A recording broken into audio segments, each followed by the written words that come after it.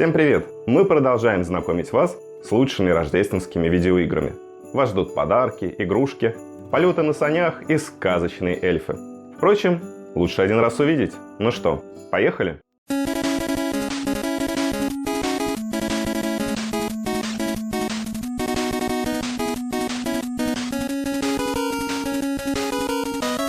Весной 1995 года, в качестве поощрения за хорошую учебу, дедушка подарил мне картридж. Там были «Книга джунглей» и «Один дома 2». В последнюю игру я играл особенно часто и неоднократно проходил ее до конца. Поэтому сегодня рассказывать о ней мне будет особенно приятно. В целом, игра следует сюжету фильма. Но помимо опасности в лице липких бандитов Гарри и Марва, авторы решили наполнить мир Кевина мистикой и детскими страхами. Старухами-призраками с зонтиками, бешеными пылесосами, ожившими швабрами и чемоданами. Чем-то происходящее напоминает кошмарный сон, с кучей этажей и длинными коридорами, по которым постоянно нужно от кого-то убегать. Впрочем, несмотря на весь этот сюр, при наличии хорошего воображения, игра воспринимается как настоящее приключение.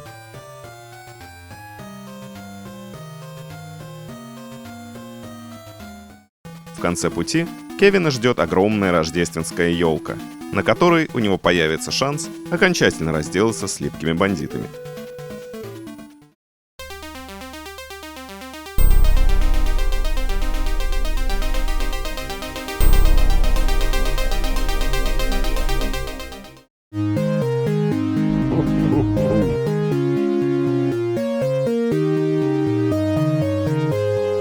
А вот и рождественские лемминги. Это все те же крохотные, трудолюбивые существа. Но теперь они одеты в костюмы эльфов, их окружают праздничные декорации, а за кадром звучат любимые рождественские мелодии.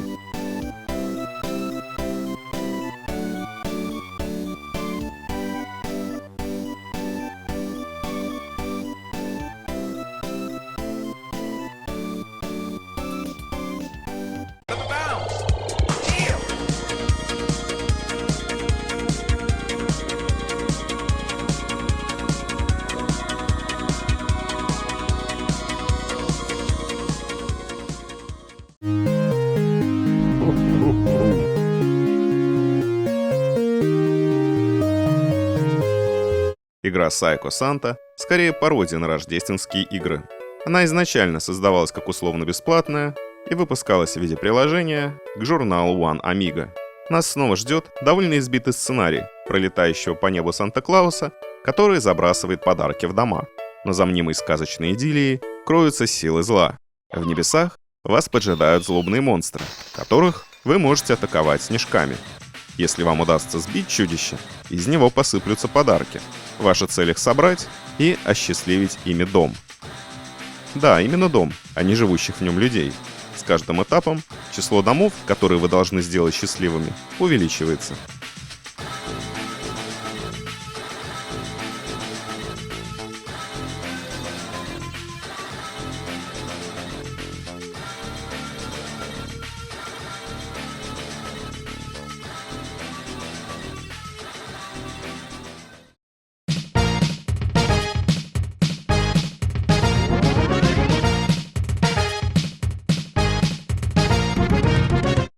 Следующая игра – настоящий рождественский блокбастер, да еще и с Бэтменом в главной роли. Что может быть лучше?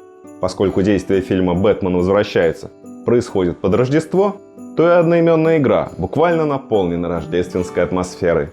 Этот боевик честно следует сюжету одноименного фильма и проведет вас через 7 этапов, на нем основанных. Однако рождественские декорации придают мрачным улицам Готэма какую-то особенно зловещую атмосферу. Выстрелы, драки, убийства происходят на фоне праздничных витрин, украшений и елок. Как говорится, почувствуйте контраст.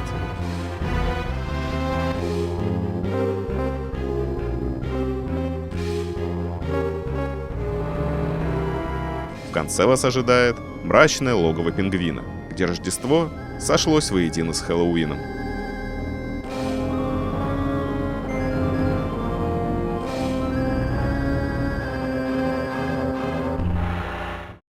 Должен вам признаться, что мой самый любимый игровой жанр – красочные 16-битные платформеры. Поэтому следующая игра – мой персональный выбор. По моему скромному мнению, именно такой должна быть хорошая рождественская игра. В канун праздника злодеи устроили заговор. Они распугали эльфов, похитили оленей и разбросали подарки. Задача Санта-Клауса – освободить своих верных эльфов, выпустить оленей и собрать все подарки. В игре много юмора. Например, Санта может спрятаться в свою шапку. А выпив магического зелья, он превращается в анти-Санту, злобного старичка с рожками.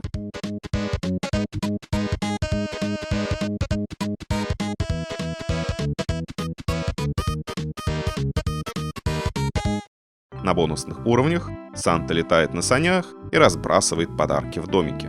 Как оригинально! Каждый бонусный уровень находится в отдельной стране, среди которых есть и Россия, с заснеженными деревенскими домами и страшным количеством церквей.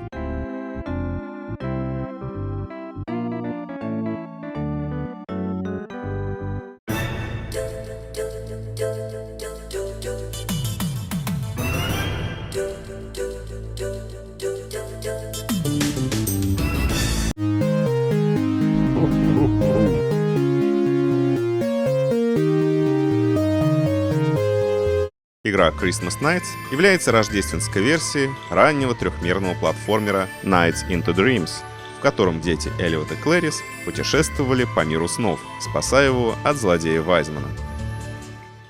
В версии Christmas Nights герои отправляются на поиски рождественской звезды, а красочный мир снов становится миром Рождества.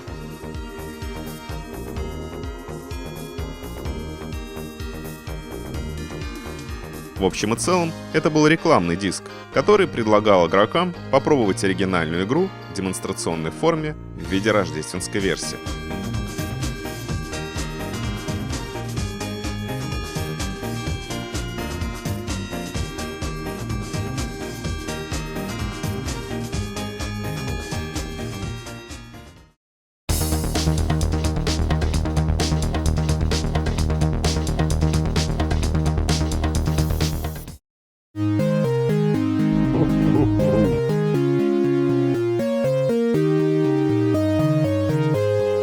В 2000 году по знаменитой книге доктора Сьюза «Гринч. Похититель Рождества» был снят фильм с Джимом Керри в главной роли. Буквально месяц спустя компания Konami выпустила одноименную игру, которую можно смело назвать самой антирождественской. По сюжету, одинокий зеленый монстр Гринч, который живет на высокой горе с верным псом Максом, больше всего ненавидит, когда жители городка Хувиля веселятся и празднуют Рождество. В очередной раз Гринч строит планы, как испортить им праздник. К несчастью, ветер уносит листки с его записями, и Гринчу приходится спуститься с горы, чтобы их отыскать.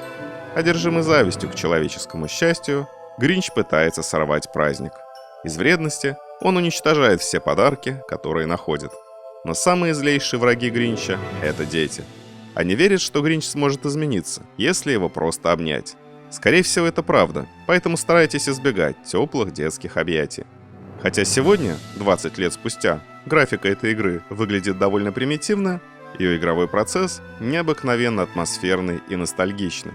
Если вы хотите прогуляться по улочкам праздничного Хувиля, вам, несомненно, стоит дать этой игре шанс.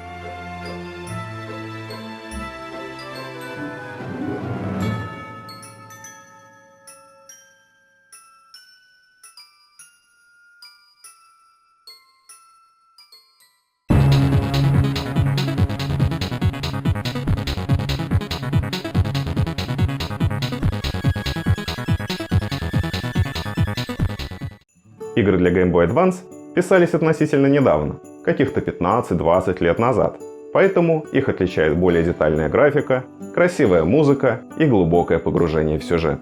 Рождественские игры для данной системы тоже вряд ли оставят вас равнодушными, в чем вы сейчас и убедитесь.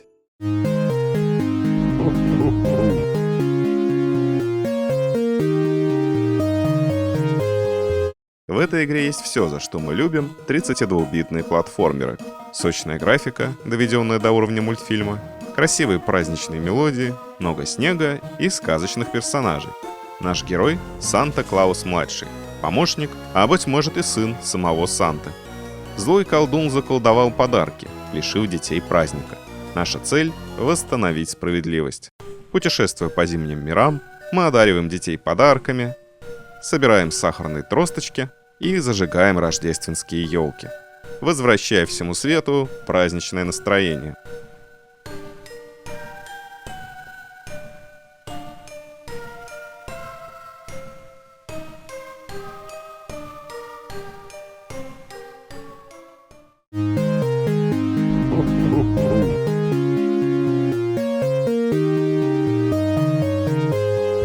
Одним из самых известных рождественских творений Голливуда была мрачноватая комедия «Гремлины» 1984 года.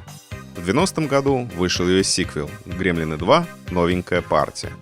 Сюжет игры — спин-офф первой части, в котором Страйп, лидер плохих гремлинов, похитил все подарки в городке Кингстон-Фоллс. Пушистик Гизмо должен их найти и уничтожить Страйпа. Однако сделать это не так просто, ведь город буквально наводнен плохими гремлинами, которые будут нам мешать. Расправиться с ними нам поможет электрический фонарик.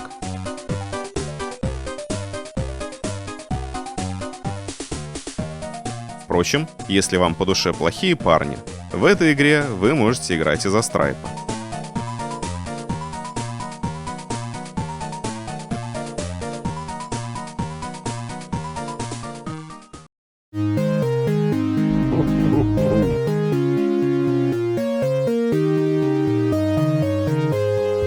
Еще одна игра, основанная на фильме. На этот раз основой послужила рождественская комедия «Эльф» 2003 года с Уиллом Ферреллом в главной роли. Много лет назад малыш Бадди спрятался в мешке Санты и очутился на Северном полюсе. Там его вырастили эльфы, превратив Бадди в одного из них. Теперь он уже совсем взрослый, но в душе так и остался малышом. К тому же он думает, что он эльф. Узнав, что у него есть папа, Бадди отправляется в Нью-Йорк, чтобы его отыскать. Хотя псевдотрехмерные спрайты и придают персонажам объем, иной раз кажется, что они движутся слишком механически, как, например, этот белый медведь. Но если не придираться, игра довольно милая и, безусловно, способна поднять настроение. Но где еще вы сможете так попрыгать на конфетах?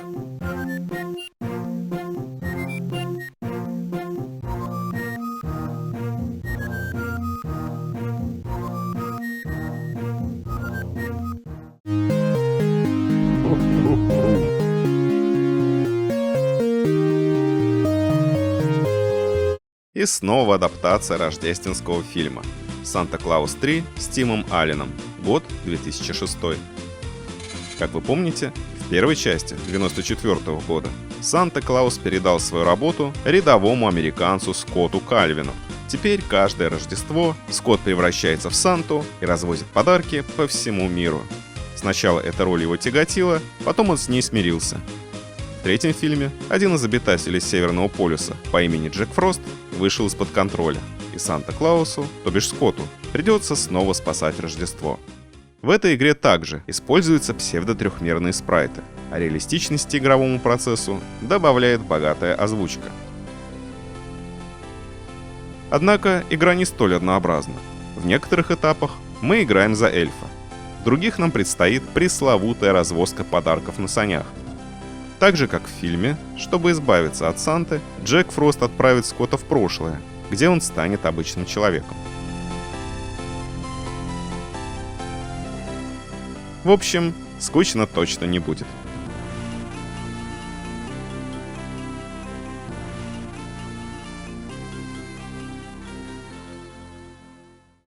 Наш праздничный эпизод подошел к концу. Мы познакомились с лучшими рождественскими играми 3 десятилетий. От всей души я желаю вам счастливых праздников и хорошего новогоднего настроения. Ну и, конечно, новых вам рекордов. И не только в играх.